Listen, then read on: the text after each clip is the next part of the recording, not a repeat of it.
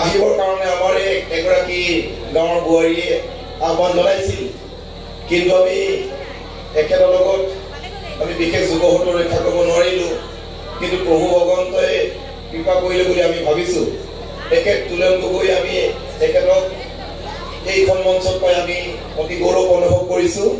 তেখেতক এখনি পুৰাণ গামোচাৰে সন্মান জনাব বিচাৰিছোঁ। এয়া আমাৰ তুলন গগৈ দেৱলৈ আদৰণীয় সমিতিয়ে ভাগি ধন্যবাদ সূচক কৰিছে। আৰু আমাৰ উদযাপন সমিতিৰ সভাপতিভাৱে তেখেতলৈ এভাগী সামান্য অৰিহণা আগবঢ়াইছে। আমি অৰিহণাটি গ্ৰহণ কৰিবৰ কাৰণে সেৱা জনাইছোঁ। তেখেত চকুৰে অলপ দেখা নাপায়, আমি অন্ধ বুলি কোৱা নাই। তেখেত চকুৰে নেদেখিলেও তেখেতৰ যি প্ৰতিভা আমি শলাগ জনাইছোঁ। আমি আশা কৰিছোঁ তেখেতে খুব সুন্দৰ গীত গায় বুলি আমি জানো।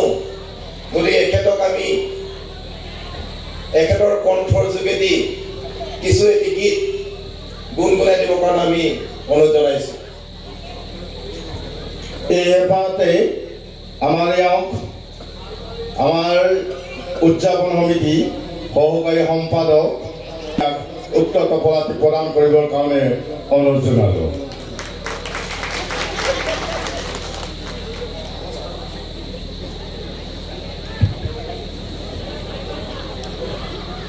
মৃদু পৱন, মই যিহেতু আপোনালোকৰ মাজত